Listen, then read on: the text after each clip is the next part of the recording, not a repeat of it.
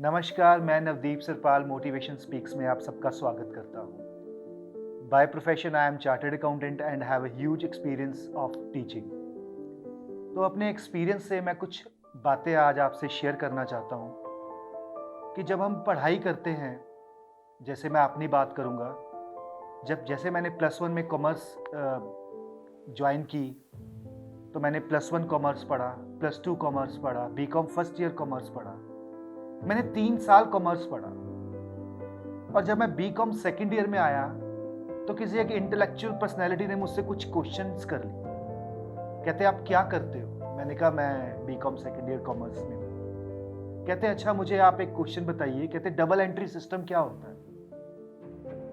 तो आप यकीन नहीं मानोगे, मैंने 3 साल अकाउंट्स पढ़ा, कॉमर्स पढ़ा, और जब उन्होंने मुझसे एक क्वेश्चन किया ना डबल एंट्री सिस्टम क्या होता है, तो मेरे पसीने छूट गए। मुझे आता ही नहीं था, मुझे पता ही नहीं था। मैं बस पढ़ रहा था, कर रहा था, पर उसकी अंडरस्टैंडिंग नहीं बना रहा था। क्योंकि जब आप कोई काम करते हो ना, तो उसके साथ आपका रिलेशन, राबता कायम होना बहुत जरूरी है।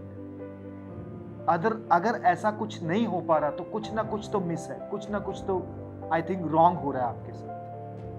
तो जब उन्होंने मुझसे डबल एंट्री सिस्टम पूछा तो मैंने कहा मुझे तो डबल एंट्री सिस्टम पता नहीं। फिर उन्होंने मुझे सेकंड क्वेश्चन पूछ लिया, क्योंकि सेकंड ईयर में कॉर्पोरेट अकाउंटिंग सब्जेक्ट होता है, तो उसने मुझे पूछ लिया कि कॉर्पोरेट अकाउंटिंग क्या होता है। Then I got confused that time also. तो मैंने कहा कॉर्पोरेट अकाउंटिंग में हम कुछ ऐसा शेयर कैपिटल सा कुछ पढ़ते हैं। तब उस इंसान ने मुझसे जो कुछ 2-3 बातें कही, वो मुझे थोड़ी सी लग गई।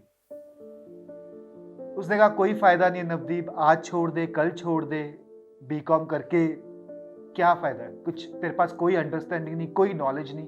अगर ऐसी ग्रेजुएशन डिग्री लेनी है तो तुम वैसे भी ले सकते थे, कॉरेस्पॉन्डेंस, कोई काम सीख सकते थे साथ।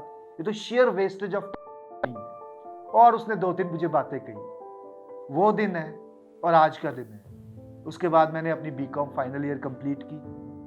उसके बाद मैंने अपना सीए प्रोफेशन कोर्स कंप्लीट किया। मैंने CA inter first attempt clear की, सीए फाइनल मैंने फोर्थ अटेम्प्ट में क्लियर की।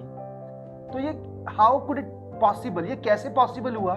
जब मुझे अंडरस्टैंडिंग आनी शुरू हो गई कि यार ये सब्जेक्ट्स कह क्या रहे हैं, कहना क्या चाहते हैं, मुझे सिखाना चाहते हैं और मैं क्या सीखना चाहता हूं इससे। तो जैसे ही मैंने टीच भी काफ़ी स्टूडेंट्स को किया, तो मैंने देखा जब मैं बच्चों को कहता था कि ये सब्जेक्ट की प्रिपरेशन करके लेके आना, तो वो जब आते थे प्रिपरेशन के बाद, तो जब मैं उनको क्वेश्चंस देता था तो गलतियां या क्वेश्चन गलत, तो मैं उनसे आराम से प्यार से 1-2 क्वेश्चन पूछता था।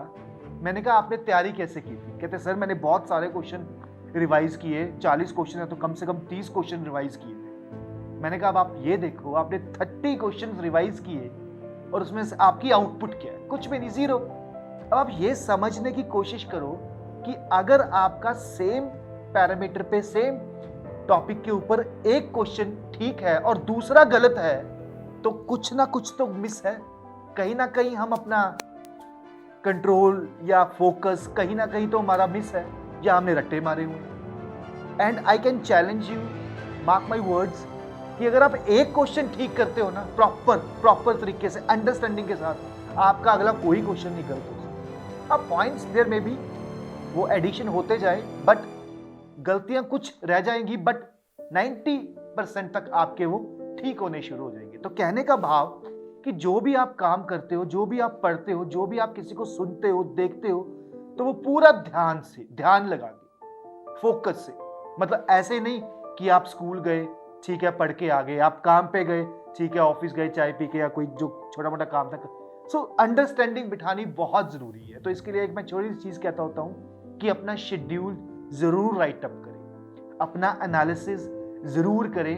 कि वो किसी एक महापुरुष ने कहा, कहते कि चलना ही काफी नहीं होता, दिशा भी देखनी पड़ती है। चल तो हम सारे रहे हैं किसी ना किसी गोल को लेकर, पर यह भी चेक करना जरूरी है कि मैं उस दिशा पे ठीक भी जा रहा हूं कि नहीं। सो इन्हीं शब्दों के साथ मैं आपसे इजाजत लेता हूं, फिर मिलेंगे।